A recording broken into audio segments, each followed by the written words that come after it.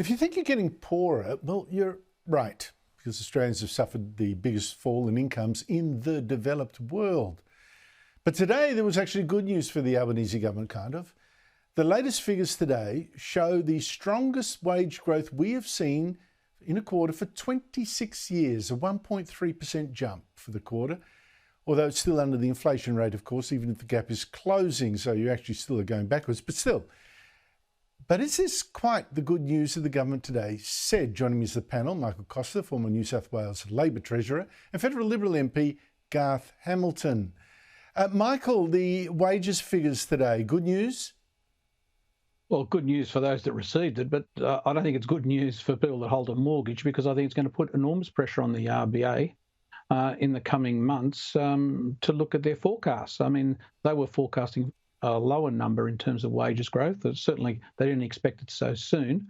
And I think that will feed into their decision making. So you could see another interest rate increase. I thought there was going to be one anyhow, because the economy is not slowing down. But the real issue here for me is what the federal government is doing. They really need to get on top of this immigration. I think this is the factor that's driving all of the problems that we're seeing.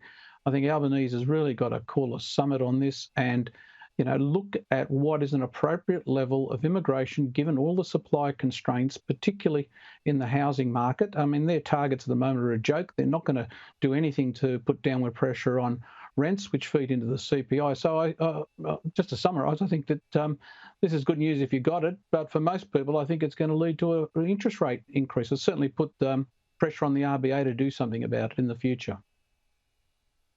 But Garth Hamilton, I can't agree more with Michael about immigration, right? We're putting on something getting close to a Canberra and a half a year now. It's absolutely insane. Something like 540,000 people in 1 year.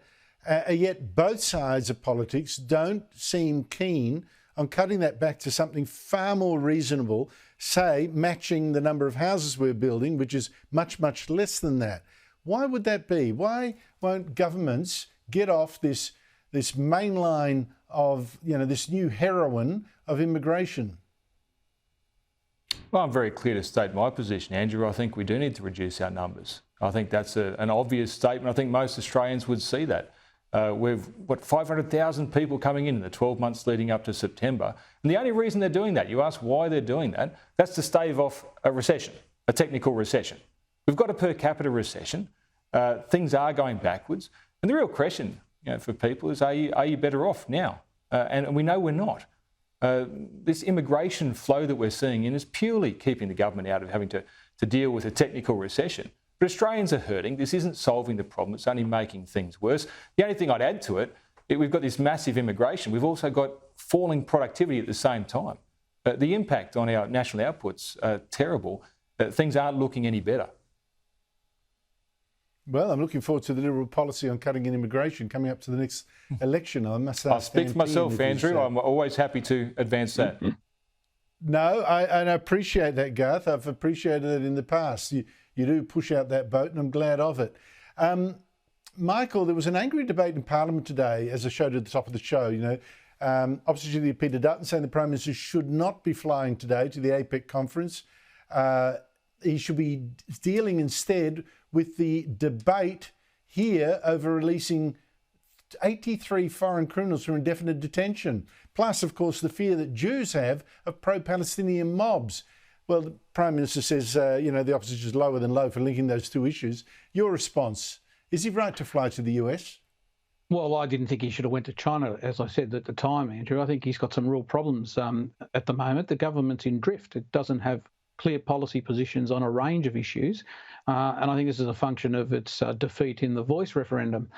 In terms of APEC, it's neither here nor there for me. I mean, he's got the Treasurer going over there. It would probably be better politically if he did stay here and look like he was in control of the key issues affecting the community. I think the big issue, and I note this afternoon they've announced they're going to rush some legislation in to deal with those undesirable asylum seekers, that High Court decision, which is a good thing. And I think he should be here to lead that if he wants to, restore confidence. I think the real issue for me is this anti-Semitism. It's just out of control. My daughter used to work at Masada, the school that was banned from having a jumping castle. And I can tell you, I mean, the Jewish community is living in fear, and you know, it's unacceptable in a modern liberal democracy to have this state of affairs. We need all of our leaders, including the Prime Minister, to get on top of this. There is no moral equivalence between Hamas and what the IDF is doing in Gaza. And they've got to make it absolutely clear. And Penny Wong's comments on the weekend were atrocious. Just another point about that school. Half the people that go to that school are not Jewish in any event, you know, and so this is affecting the broader community, not just Jews. And the silent majority in this country is pretty clear. They support the right of Israel to defend itself. And the Prime Minister has got to be very firm about this and draw the distinctions. As for the Anti-Discrimination Act, they all need to be reviewed, because it seems like under the New South Wales Act, there is no case of discrimination against that school. That's an absurdity. Anti-Semitism should be illegal, and it should be enforceably illegal. The whole thing is farcical.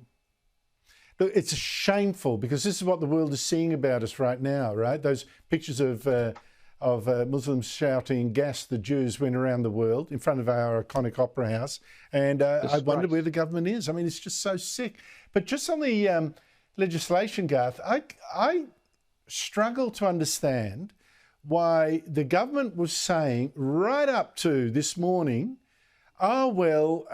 we couldn't predict what the High Court would have done. We couldn't get draft legislation to deal with these 83 people, criminals who were let out.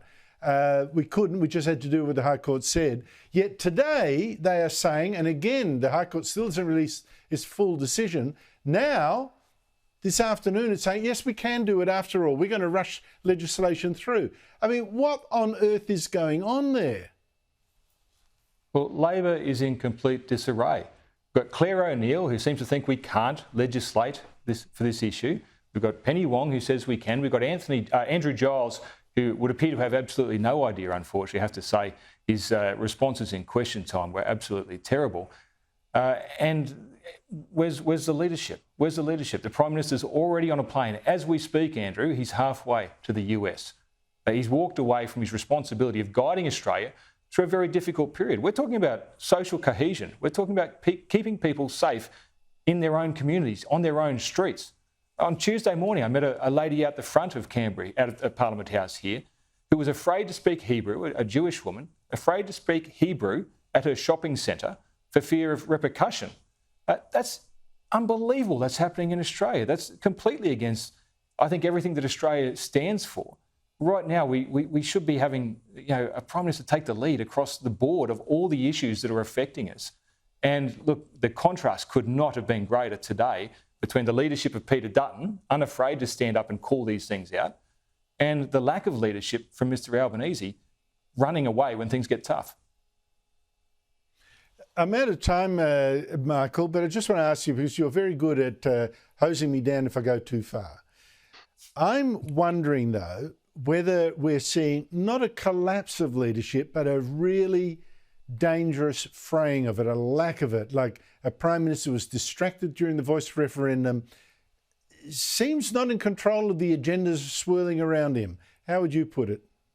Well, I think you're right, but I don't think that he's terminal. I think he can recover. That's the difference. I mean, he's still got time to recover, but he needs to carve out an agenda. See, my view, Andrew, is their only agenda was the Voice, and they expected to ride to the next election on the back of the Voice. I think that might be it. That failed, and they've got nothing else. Now they need to focus in on those economic issues. Well, they have got plenty, Michael. No, that's wrong. You have yourself mentioned plenty of things to get on with. The Prime Minister doesn't seem to have an appetite or the concentration for it. This is what I think is really so sad. Michael Costa, Garth Hamilton, thank you both for your time.